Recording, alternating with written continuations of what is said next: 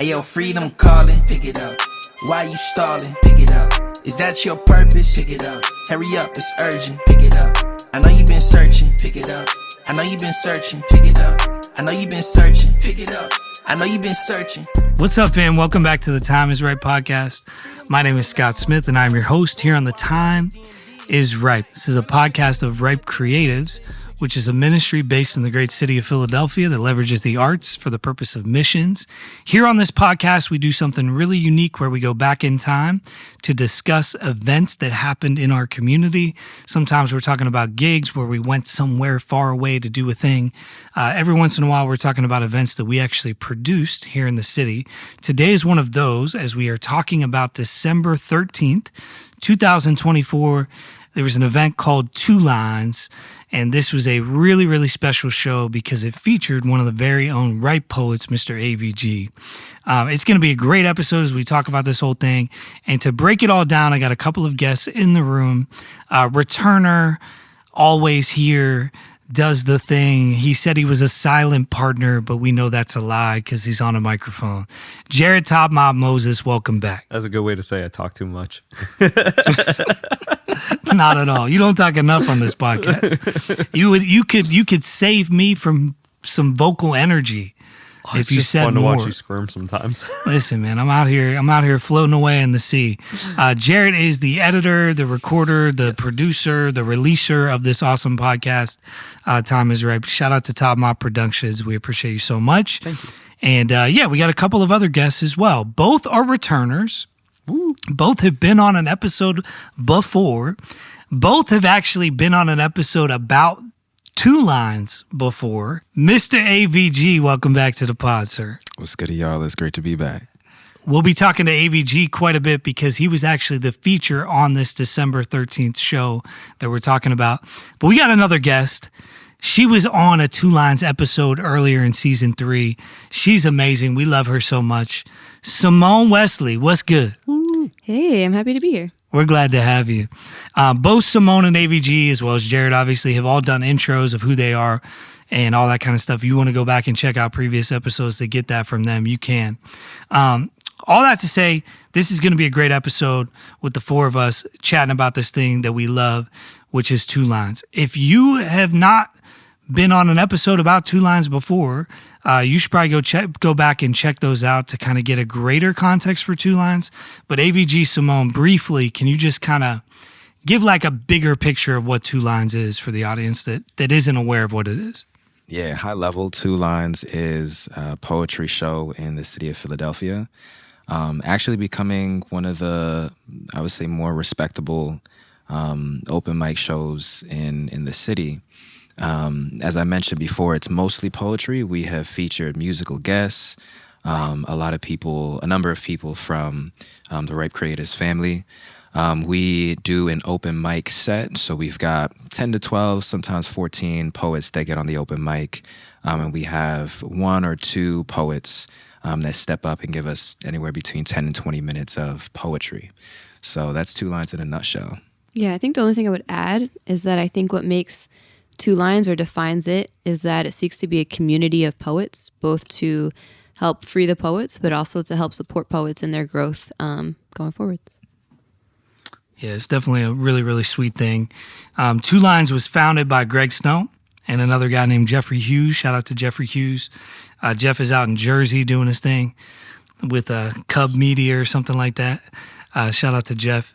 But Greg has been leading the charge, and then he's brought a bunch of other people onto the leadership team of Two Lines. And I think it was about a year and a half ago, Two Lines became officially a part of Ripe Creatives, which wasn't initially the vision, but kind of became a thing that everybody felt really good about later on. So the Two Lines team is just as much a part of Ripe as our Creatives Philly team or a Ripe Artists or a Ripe Worship team. So it's been a match made in heaven. Two Lines has been great. And this December show, I think, was really, really special for a bunch of different reasons. The biggest thing I would say is the venue. You know, going into the event, it was actually hosted at a place called TopMop Savage Studios, which is where we're recording this episode right now. And TopMop Savage Studios, this is a brand new venue. You probably can tell by the name TopMop. It has something to do with the producer of this podcast. It's his venue. Jarrett and another guy, Raph, launched this whole thing, and they can tell you more about that. But this was a move for Two Lines. Two Lines for the last 6-8 months or so has been at a place called Deeks Barbecue. And yeah, if you guys want to talk about kind of Deeks and then the transition to TopMop. Yeah, Deeks, first and foremost, was a blessing. We were able to be in that space pretty much free of charge. That allowed us to offer our community free tickets to be in the space with us and really help with bringing a number of poets, for whom maybe the price of a ticket might have kept them from being part of the different nights that we had. There were some challenges when we were inside of the restaurant. It's a kind of a bar space, and so it was kind of hard to kind of have control of the atmosphere. Anybody who was just there to have dinner or hang out with friends or play pool, for example, they were there with us, and it just made for a little bit tougher of an experience. One for Greg kind of being the host, but really for a lot of the other people who were really trying to be there for the poetry. When we moved outside, though, and I don't have the best memory, I don't remember which month, it was a whole different experience. We didn't have to deal with people at the bar, people playing pool. Everybody who was in the outside space was there for the poetry. And also the acoustics were amazing as well. So a blessing just to be in that space for the financial piece of things. But once we moved outside, it was a really, really awesome opportunity that we had. Yeah, I would agree, especially having it in a restaurant where people could order food, made it feel really homey and comfortable just to come sit and enjoy a show. And I think that definitely was a key point that started to really grow. It started to really grow our returners, grow our community in general, and definitely the cost point also made it really accessible for people as well. So we loved Deeks for sure. But once we had to switch into the colder months, we decided we definitely couldn't stay outside at Deeks, but we also weren't very keen on going back inside and competing with the general restaurant population. Especially during football season. Yes, especially during football season. In the heart of North Philadelphia. But that opened us up to a great opportunity where TopMop and Savage had just opened their studio and were willing to provide that as an option for us to explore. And our team loved that idea, and it's been great ever since we've moved here. So. Yeah, Jarrett, I would love for you to even just share about your vision for this space that we're recording the episode in, but as it pertains to Two Lines, but even broader than that, like, what are you doing with this whole TopMop Savage Studio space? Really, the studio space was me and Raph wanting to find a place where we could just be creative without feeling limited by being feeling like, I guess, unprofessional, doing it out of our bedrooms or our homes, because sometimes just to be taken seriously in certain industries, having the actual space can speak a lot to how seriously people take you. And having the space ended up working out for multiple different ventures that he and I undertake, different projects, different clients, and the venue side of it, it was really a later addition to the idea and the vision of the studio. Because of the space we got, we ended up getting one room that was sizable. We can hold roughly 50 people if you really squeezed maybe 60.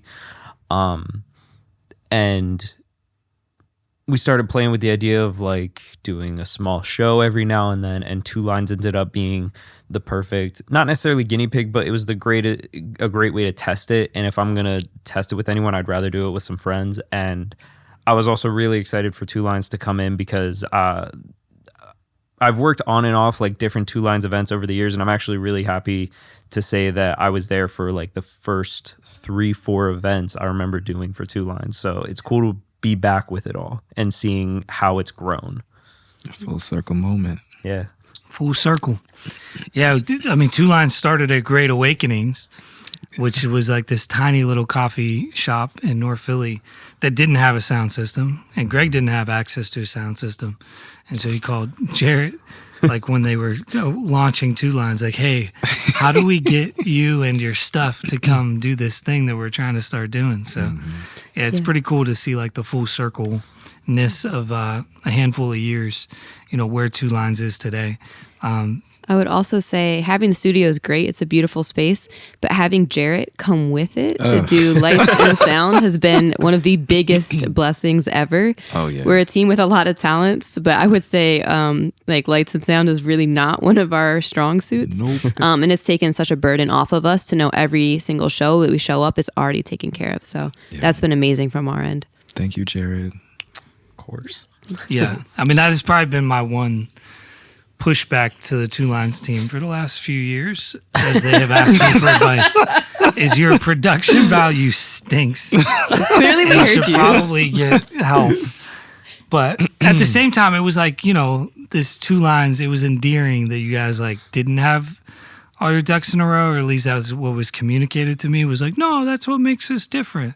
I was like, I mean, you can be different and good, guys. You Community can do first, both. I was going to say maybe it was just patience and trying to work within their means, but maybe not. We weren't good enough for Scott. So I just wanted to see it do better. And it's doing better. Praise God. Amen. Yeah, Praise every time that we've done a show, it feels like there's more and more people coming in just the studio. So I'm really happy to see that many people coming through. And even just seeing the positives of each night, the returns. And like I was talking to someone, I don't remember when, about how I love seeing Two Lines be a place where people can offer prayer, they can offer connection while being real, like these people who aren't Christians getting connected with. I love seeing that in my space. That's good. If I could add just one little thing, forgot to mention this in the description of Two Lines, but a number of people have described Two Lines as church, and that feels amazing. As curators of a show in a space, for people to like, we don't say we're Christians and we're trying to evangelize, but people like associate that with something spiritual, with something connected to God. So we appreciate that a lot. It's been beautiful. Yeah, I think it's going to be fun to talk about this specific show, because I don't know if any event that you guys had throughout 2024 would exemplify that feeling as much as this one, namely because you, AVG, were the feature. For sure. And you bring such a depth to your performance, but also the content that you're performing and what you're saying and how you're saying it and why you're saying it, I think is extremely clear by the end of a set. And what you're wearing when you say it. He came in full church clothes. Shout out to the tuxedo. Facts. But yeah, we can even get to that, AVG. So like as we get towards December 13th, Friday, December 13th, the show here at TopMop Savage Studios, we set the stage. It's going to be an open mic. There's going to be a feature named AVG. For you leading up to the show though, AVG, not just the day of, but even the weeks leading up to it, like what was your preparation process there?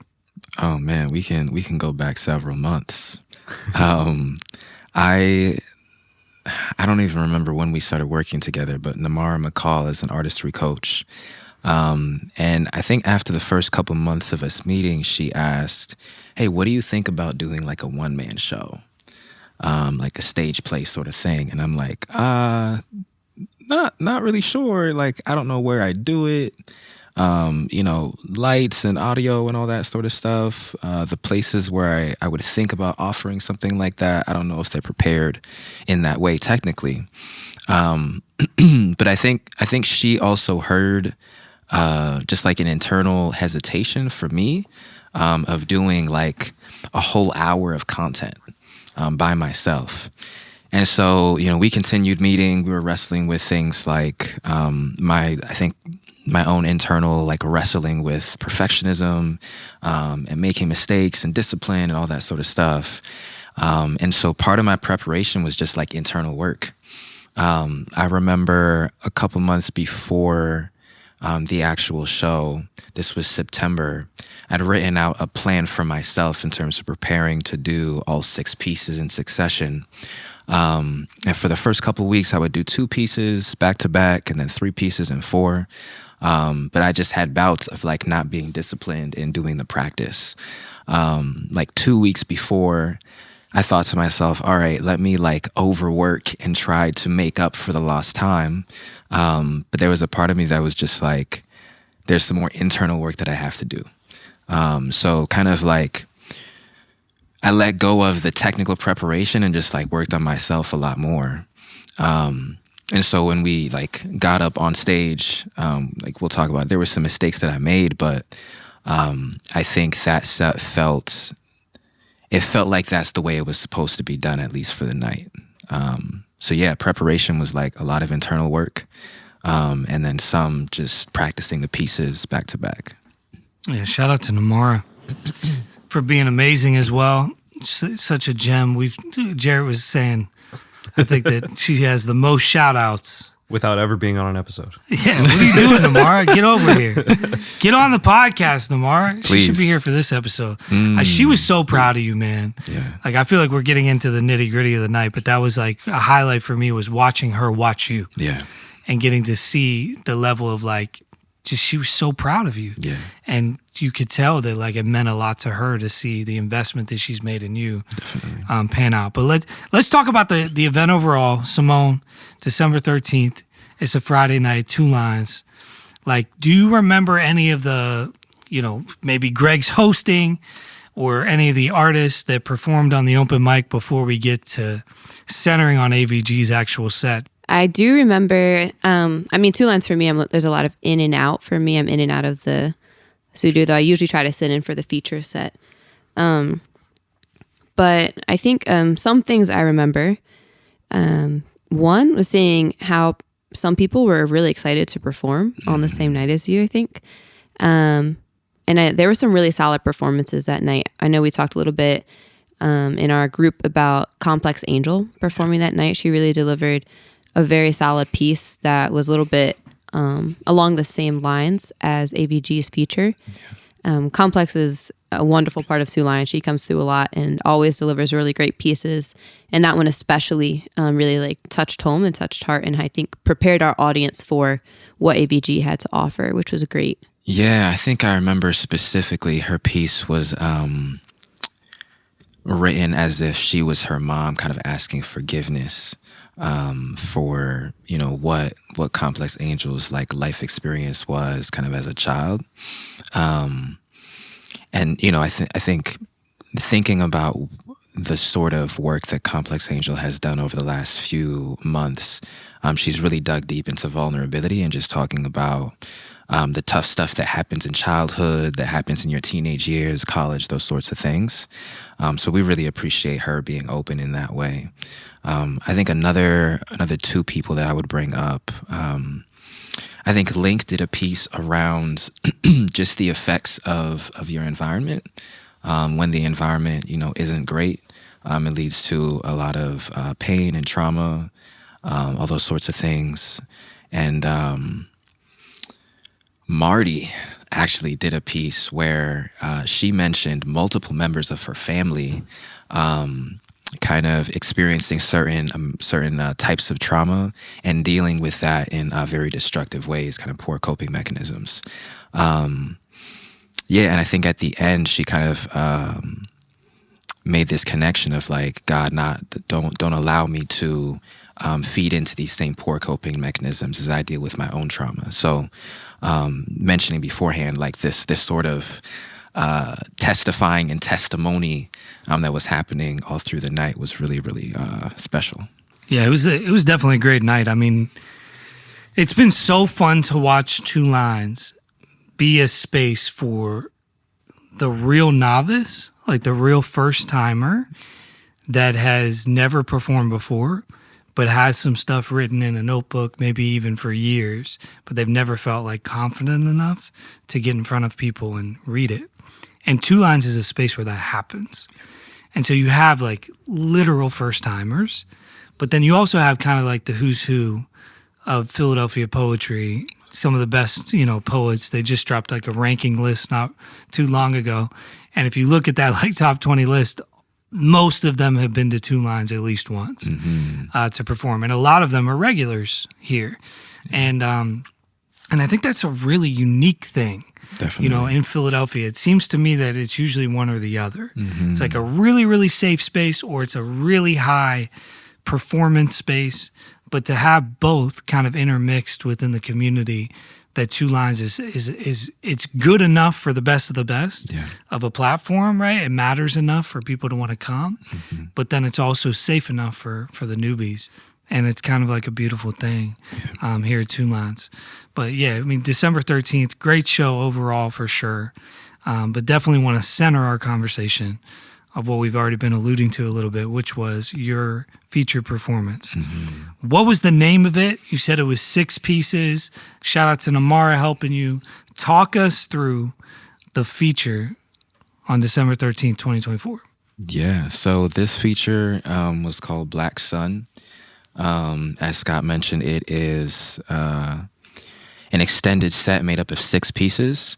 Some of them are longer than others, but the story arc is a pastor's son who is talking about wanting to be or carry all of these roles in his family, wanting to carry a certain role in his church, but recognizing that, he saw some things happening behind closed doors that doesn't allow him to perform to the level of perfection people would expect or even think that they see. Towards the end of the first piece, there's just kind of this call to the people in the audience that they are also vessels gifted with voices of God and vocabularies guaranteed to set captives free. I'm reciting some of the piece right now, but it's kind of a reminder to people yes, you have these ambitions and you have these expectations of yourself. And even if you feel like you're not meeting those expectations, that doesn't take away from the creation of God that you are. And so that was the first message to the people. I remember one thing that really struck me about the first piece of your set is that you're coming on as the feature. So you're already, sort of a somewhat acclaimed, established poet because you're the feature. Yeah. But your first poem kind of goes into you explaining who you are, but then you also break down almost into like a lower spot of how you need freedom, and then you build it back up into how the Lord is able to give you that freedom. And I think that helps to create a resting place in the room where everybody can connect to you right away. That we all need freedom, but we're all able to be built up into that freedom by the Lord. Yeah. So I think it was really cool that you started off your set with a piece that made us feel like, oh yeah, he's a great, established, super talented poet, but also I see myself in that. And I think that brings us or invites us to go along on the journey through the rest of the set with you. That's good. Yeah, I don't think I realized that piece was a part of Black Sun, but it was such a good way into Black Sun, if that makes sense. Yeah. Like it fits in the set, but it almost feels like a precursor to what I imagined like the Black Sun set to be. That's good. But yeah, what was after that first piece? Yeah. The second piece, I think, is like a community favorite. Mama Made It. Facts. I learned not to make a god out of mama, but I remember when I was a child. That piece is just me appreciating my mom, how she loved me and my siblings, through how she spoke to us and, cooking for us. People who may not be like as familiar with the Bible and like the ministry of Jesus Christ. You may not have caught like all of the references to Jesus' ministry, but like it's all there, like being the Word in the beginning. The connection to Jesus feeding the 5,000, being a channel for the love of God, all of these sorts of connections. I love that piece so much because it does a lot. People are like receiving a message without even realizing it. So, I mean, that's a classic AVG piece. And See, you say classic, but I've never heard that one before, and I Really? I really like that one. I don't get to see him perform that often. I feel true. like It's so. true. I do it was- see a it lot was of nice. ABG shows. We've never missed an AVG show. Simone and I are everywhere For sure. that AVG is. Not quite. AVG's all over the country, but yeah, that piece is so good. What did you think about it, Jarrett? I thought it was really good. I appreciated like the messages like about the appreciation for your mom, the tie-ins with the Bible. Like it was fun making those connections in there, because to just the passerby it might just be like, oh yeah, like comparison, like oh random phrase that I don't really get, but whatever. But like if you know the Bible, it's cool seeing it tie in. Yeah. Super good. I love that piece. What was after Mama Made It? We went into some romance after that. It's a piece called Natural. This one, again, like you look at it for surface level, and this is just somebody kind of serenading the person that they want to be with. But it really is a call for us to take off our masks and allow people to love us for the whole people that we are. So a piece of that is like, yeah, from a distance, I can see how awesome you are, but I really want to get closer to you. And, you know, even if I'm going to see flaws, if I'm going to see, you know, issues with who you are, I still want to love every part of you just as much as the good parts. So I think a line to me that really, I feel like embodies that is you have a line in there. I don't remember it word for word, but basically you're saying, I want to know everything you've been through. And I also want to know everything that's shackled to you now. And I think a lot of times that's the hard part, you know, is accepting the person with the baggage they're carrying at that moment. And so I think that was a really beautiful part that really embodies what you're trying to say, is that we're not just loving the hard parts that were, but the hard parts that are and that are going to and will continue to be. That's good. That's good. I kind of calling back to preparation with Lamara. She had this concept of audience of one, and so we were in a room, and she said, "Perform your set," and I'm like, "What?" But I performed it, and one of the things that she mentioned towards the end of Mama Made It, I asked this question: I wonder when God will come out of me. And there's a way to hear natural as if God is saying, hey, I see you from a distance, but I want to be close to you. And I'm ready for the good parts of you and the not so good parts of you. I want to love all of you. So again, just like these, you know, you hear it a certain way, but there's always this kind of gospel-y sort of message with each of these pieces. Yeah, I also think you could also see it as natural as the response of the love God showed you through your mom is now being put out into somebody else by the love you show them, which That's is another way to good. think. You know. Get this woman on the podcast. Oh my goodness. Every time. Yeah. Simone just be dropping gems. Yes. Yes. Every single time. What was after Natural? Yeah, Natural is where we step into the valley. The first three pieces, you know, feel generally really good. Supernova is where there's a twist. This is where the tuxedo comes in. Yes, absolutely. So you hear Natural and you're like, oh man, he's about to get his girl. You start to hear a piece of Supernova and you're like, oh, it's a wedding happening. And it's not, it's a funeral. In the piece, I'm playing two characters. One is the deceased son, and the other is the pastor kind of doing the eulogy. Towards the end of the piece, you start to recognize that the black boy, the black son who has passed, is actually the son of the pastor who's doing the eulogy. And for me, kind of thinking about what this extended set is meant to do, we start very much so with me sharing about myself, and then we depart to like what my story could have been. So we deal with things like sons having to kind of keep a straight face, or if they're sharing their emotions, it's being taken for granted, or you get like the man up, you know, real men don't cry, all these sorts of things. And in the story, the son actually takes his own life. And so, you know, y'all can hear me getting emotional as I kind of share about it, because it's particularly, I think, in like Christian homes, this is not a topic that's talked about a whole lot. Things like, how kids are spoken to, like what happens in the home that doesn't, come into the church's like public eye. There's a lot of like, I've got to, uphold the reputation of the family, but I know I've got some things happening behind closed doors that I can't really talk about.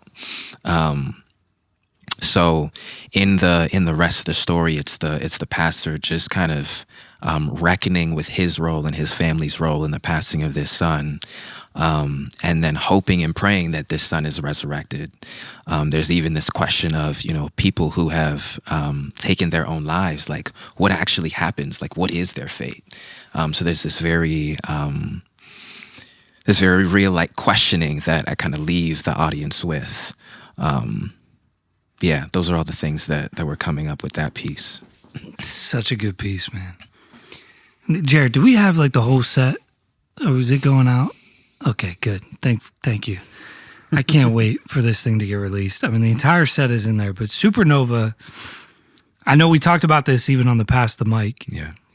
Season 3, episode, I think 2 or 3 was about the Indiana show. Mm-hmm. And you doing Supernova in Indiana, in a room full of people who don't know you, and how potent and powerful that piece was there. To do it in a room with everybody who does know you. Yeah. Right? Everybody's pretty much at 2 lines. I mean, some people are just there for 2 lines to get on the mic, but most people were there in December. It was getting close to the holidays. Like, they were there, they were coming for you. Yes, AVG to feature. There's a lot of people there to support you. Mm-hmm. Man, that piece is just so powerful, and it's incredible. I probably heard it a dozen times now. And it doesn't lose its potency. Like every time I hear it, I feel it again, as if it's the first time I've ever heard it, which is so weird for like a spoken word piece to not get like, to lose that power to it. Yeah. It's an amazing piece, man. Thank you. Yeah, I love that piece. It stuck out to me a lot when I listened to your set again to prepare for this podcast. And I would say that as most great poets, the second time through was even, you catch a lot more things that you've missed. So definitely once that's up, I would recommend people go hear that probably a couple times. Yeah. As someone who works with middle schoolers especially, we get mental health things all the time. Mm-hmm. And one thing that has really like hit heavy on my heart in the last few years is that it should never be extreme. Their cry should never have to get that loud for us to make space for them and for their emotions and for who they really are. That's good. And I feel like that piece embodied that feeling of people like mourning and all this regret and sorrow and pain. Yeah. But there was never space for that person in the beginning when they really needed it. Yes. And it's just an encouragement to make space and really see people for who they are now before it's too late or before we have to work back steps. Yeah. So I thought that was, I think, a huge impact from that piece. But yeah, that piece is really beautiful. And as we were talking about earlier, leads in really seamlessly to what comes next. So much so that I actually thought they were the same piece, just sort of written at separate times. But you explained to me that they weren't, which I think shows a lot about your writing and how it's coming and flowing from you and how you really feel about things. Yeah, definitely. So the piece that Simone is referencing is Black Sun. So that piece is like, has the same name as like the extended set.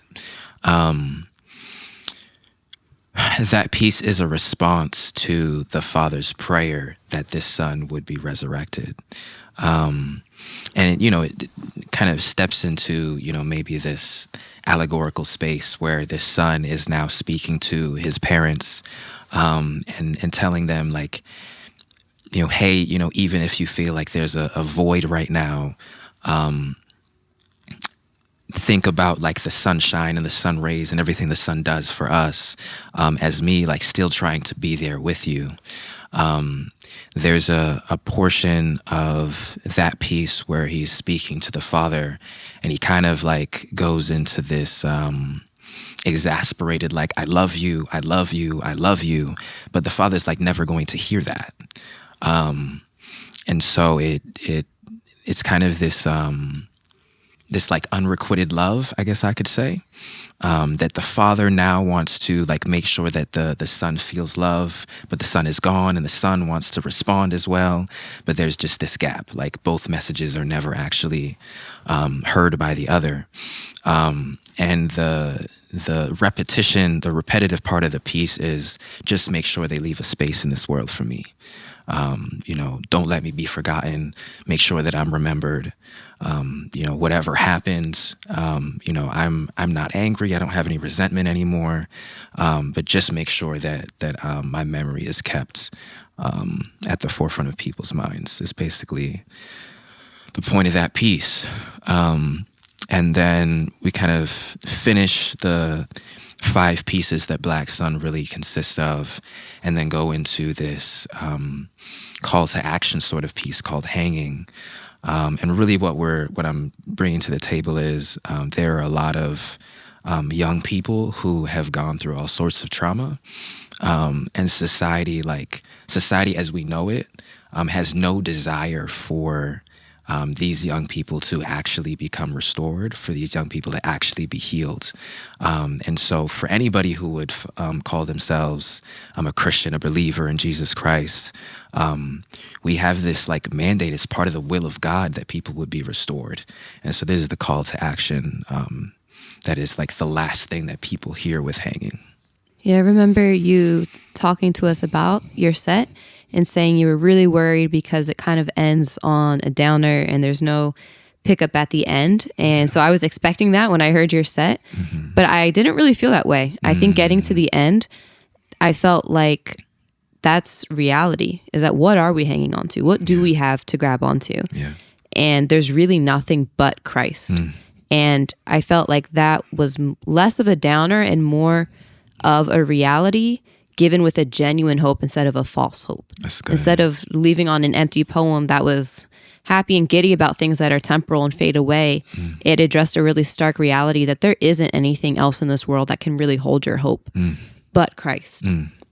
But that's a real hope, and that's a genuine, lasting hope that's permanent and completely dependable. So I felt like your set ended on the one true thing that can actually provide long-term lasting hope. So I thought it ended on a great high note as opposed to like an empty form of happiness. Thank you. Yeah, it's like sobering. You know, it's like a sobering set and a sobering ending. Yeah. That nobody, I think, is, even if you missed most of the references on the allegoric pieces, Hanging doesn't let you leave without the crux of the message. Yes. Right? Somehow that stuff was like veiled from your eyes. The idea that Jesus is at the center of the story can't be missed by the time the end of Hanging rolls around. That's so good. I know I said this somewhere. I don't know if it was on a post or a video or something, or even in a different interview, but I said it was one of, like, I would put it in top 3 probably sets I've ever seen. Whoa. Like a poet perform in person. You would be hard pressed to find a better set than this, you know?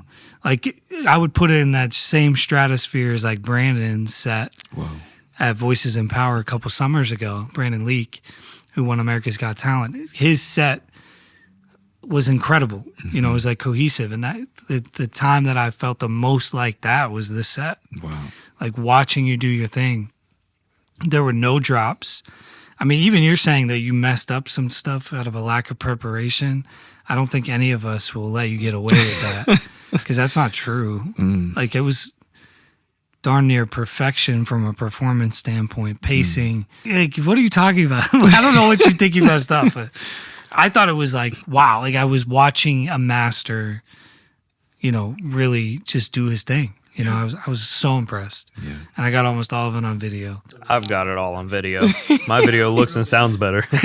Yes, you got it not on an iPhone, but on some real cameras to post that thing up. But yeah, I thought it was phenomenal, man. Yeah, I mean, for me, just connected to like, y'all saw Master doing his thing. I've like always wrestled with, you know, knowing that I've, you know, maybe messed up a line, or what I was saying got clipped because I was trying to figure out what the next word was.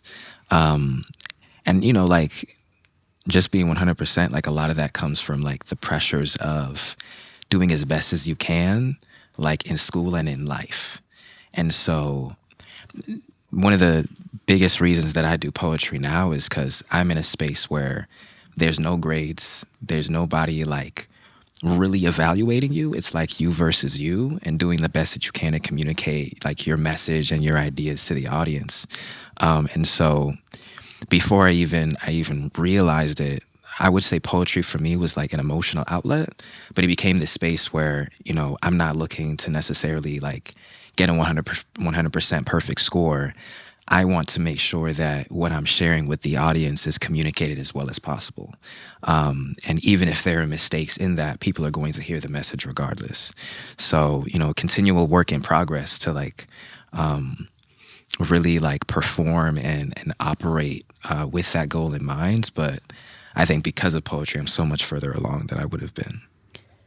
I think that's super beautiful, because I was actually going to say it didn't really feel like you were performing as much as you were taking yourself and, like, laying yourself out before the audience. That's it. And inviting us to actually see who you were. Yeah. Which I think takes a lot for a performer to do all that work in preparation and then lay down the aspect of performance in order to provide a very genuine, it's not even really an experience or a performance as much as, I would say, connection. So I thought you did an excellent job of that. I think that's one of the reasons I really enjoyed the set, honestly. Yeah. Yeah. Even just going off the performance aspect, like how long you went just talking, and the fact that you held everyone's attention for that entire time, that in itself is a feat to be able to get through, whether or not you see the perfection in it, whether or not you're just overthinking things. Like, you stumble over the word whoop-de-doo, like, you got through that piece so well, though. None of the message was lost because of that. Yeah. And I think that was really the main goal for you. For sure. Yeah. It wasn't an hour, it wasn't a Namara do an hour show AVG, but it was a solid, like, 20 minutes nonstop poetry, back to back to back to back. And even the flow in between pieces felt very, like, organic and free, but also, like, that felt very purposeful to get people into the next story or to wrap up what was just shared, and give people a different perspective. But I mean, we could sit here and talk about it all day long. We should have Namara here sitting right next to us, because she could give you some flowers from her perspective too. Definitely. But genuinely, man, like, you made the list, right, for Philly's top poets. Oh, yeah. And that is not an accident, sir. Like, it is clearly obvious to anybody who is here for your feature set or any other performance they've seen you around the city. Yeah. You are one of one, sir. Like, you are an absolute beast of a poet, and you should hear that. I receive. Another thing I loved about the show is that we had a live painter. We had our very own Devin Days, who is a phenomenal part of our team. Yeah. She painted, in particular that night, a person with a flower covering their face. Wow. And she had connected it from a show previously that week. Yeah. But she talked to me personally, was explaining that going through some trials, she had been talking about how trials create growth, which would interestingly sort of also lead into what you were going to talk about in your set later on, which I thought was a really cool part of the night. And she, as always, did a phenomenal job painting and created a beautiful piece of art. Absolutely. So, thank you so much, Devin, for being on the team. Shout out to Devin. Speaking of Devin and just the rest of the event, after your set, had a bunch of open micers wrap up the night. Shout out to Greg Snow for always being the hostess, doing the mostest. Yeah. Captain Underpants looking cape. Yeah, he's out here doing his thing, guys. Shout out to Greg Snow. We love him. If I could just say, Greg, I have come to just admire how unapologetically him he is, like, everywhere. I mean, I don't think, there is not a host that matches, I think, his level of just, like, unapologetically being himself. Like, shout out to you, sir. Greg will never, this is something I noticed, like, years ago about Greg that I love about him. He will never be too embarrassed to do whatever you need him to do to support you. And I love that. Like, there's nothing where he will say, I feel weird doing that. Yeah. He just is unapologetically, I'm so happy to be here for you. And I love that about him. Yeah. Free to poet, Mr. Free to poet himself. But the poets ain't free. He is free though. Greg is free. Oh, yes. That's Free the spirited. beauty of it. He's something. He's free of something. We love you, Greg. Greg, you're amazing. And he does a great job with Two Lines. But shout out to the host, shout out to Devin.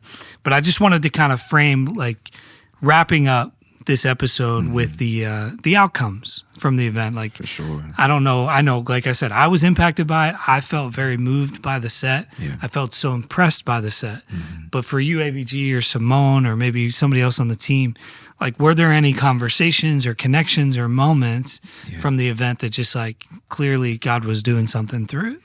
Yeah, I mean, like subtle things. I remember Link and Bars, Nick Austin, mentioning that the piece was, the set was just very different. Kind of gave them some inspiration to do something a little different than is like typical. And you alluded to it a little bit, Scott. Like, a lot of the time, poets might put together like 3 or 4 or 5 of their like absolute best pieces, and not necessarily, like, as Simone mentioned, like, lay themselves bare in order to be like connected with. So they mentioned that. I think there were a number of people who sent messages of like how impacted they were by the set. But I think for me, what's maybe more important is like knowing that there were seeds planted and that people are like wrestling with what the message was. And maybe they might not come up and be like, yo, you made me really think hard about my childhood and like, me, like I used to go to church and things happened and like I fell away or I decided to leave. And now I'm having to really wrestle with like, what is my actual relationship with this God that I like knew in childhood and still feel like I know in some ways, but I just feel a little bit estranged. So I think a little bit more for me is just like trusting that everybody in the room, especially those who kind of did church while they were a kid and maybe they experienced some church hurt, they were kind of called back into a relationship with a God who like recklessly loves them, kind of no matter what, no matter where they are in their searching, in their journey. So yeah, it felt like a sermon. Yeah. Careful, you might get called a heretic for calling God's love reckless. Oh gosh. That's so good, man. Simone, anything from your end just in terms of like outcomes or from the event that you saw? Yeah, I think twofold. On one end, I love watching our Two Lines team feature at the end of the year. Feels like a bookend to end the year, and it's great to see the people who've served the team so lovingly all year, want to be there for all these different poets, actually get to go up there and say like, this is who I am as a poet and what I do. So I loved Greg's set last year, and I love seeing ABG's this year. On the other side, I think it's really beautiful to watch people walk in expecting great poetry and come out having experienced the love and pursuit of the Lord.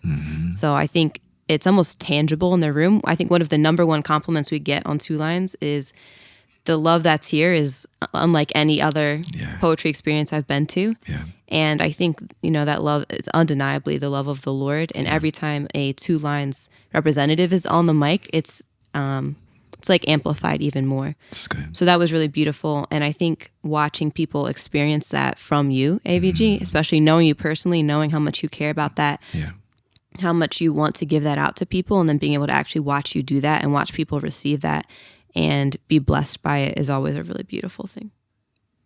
That's good.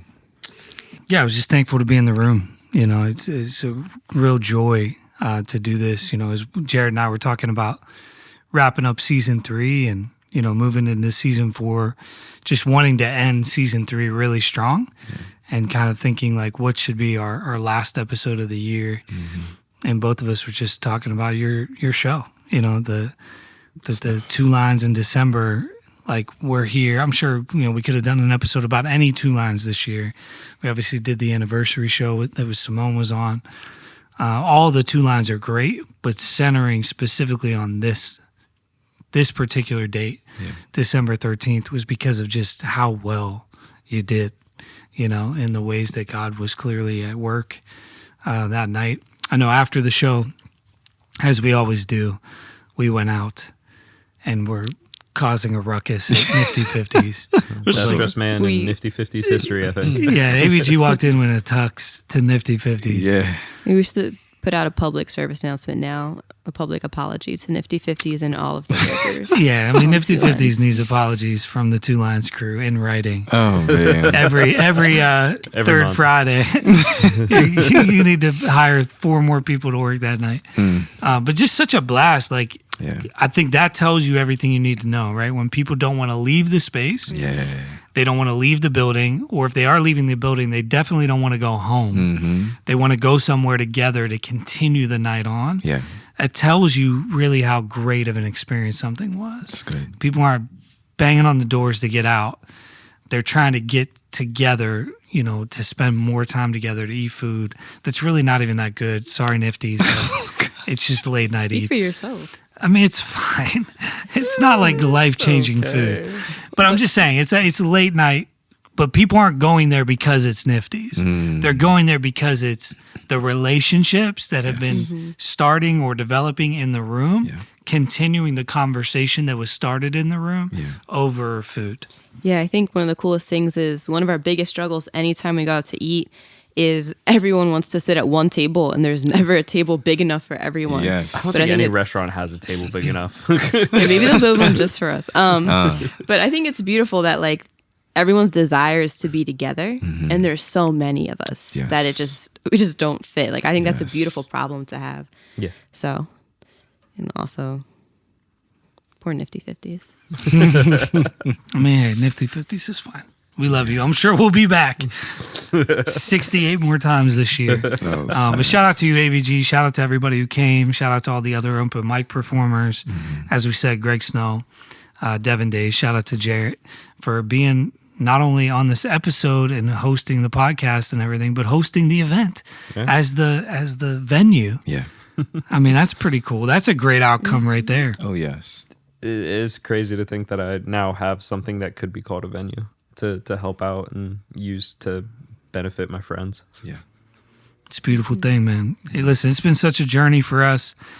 Shout out to all of you that are not just listening to today's episode, but have listened to any of our episodes in season 3. We appreciate you guys so much for tuning in and listening to this thing. This is a labor of love for us as a community to put together something just to say thank you to the people who give resources so that we get to do all this crazy stuff. We could send out emails, we could send out newsletters, we could, create videos that, and all that kind of stuff. But we felt like, man, hey, let's do a podcast where the conversation is ongoing and keep adding to the story, every few weeks or every couple months with another episode telling people what happened. And so we just want to say thank you to the folks that partner with us, that make Two Lines possible in a way by investing resources in our ministry so that the people in our community can give to make it happen. And so, we just want to say thank you for that. Your support is what enables us to do things like Two Lines, as well as go on different trips around performing poetry in different places so that we can get better to be better features out of Two Lines, right? Sure, for sure. And so thank you for that. And if you're here listening to this podcast, you're a fan of Two Lines, you're a fan of AVG, you love this young lady over here named Simone, or TopMop or myself in some other way, and you don't currently partner with us, we just highly recommend you jump on our website, ripecreatives.com, and consider clicking the give button because we could use your support so that we can do even more through the arts to make an impact on people's lives. Yeah. We appreciate you guys so much. Before we officially sign off, any last words from you three? I think there are so many people that I forgot to shout out, but this is your shout out. Thank you so much et cetera. for being part of Two Lines' journey, for being part of my journey. yeah, I mean, we and I couldn't be where we are without you. So sorry that I forgot your name, but this is your shout out. Come to Two Lines. We want to see you. We want to meet you. And genuinely, we would love to have more people be part of our family. Yeah. Thank you, everyone, for listening. 2024 was another great year, and it was a lot of fun making another season for Time is Ripe. And I hope we're doing this till like 2030 and beyond. Oh, jeez. That's a lot of pressure. I know, that's why I said and beyond. But seriously, again, another person just advocating. If you have the time, if you have the ability, check out Ripe's website. Just support Ripe where you can, if you can. We all love what we do. We all love this community, and we want to see it flourish and grow so we can keep having more stories like this. That's good. It's beautiful. Listen, y'all. Thank you guys for being on the episode. Simone, AVG, Jarrett, love y'all. Thank you again for tuning in. And until next time, in season 4, stay right. Freedom calling, pick it up. Why you stalling? Pick it up. Is that your purpose? Pick it up. Hurry up, it's urgent. Pick it up. I know you've been searching. Pick it up. I know you've been searching. Pick it up. I know you've been searching. Pick it up. I know you've been searching.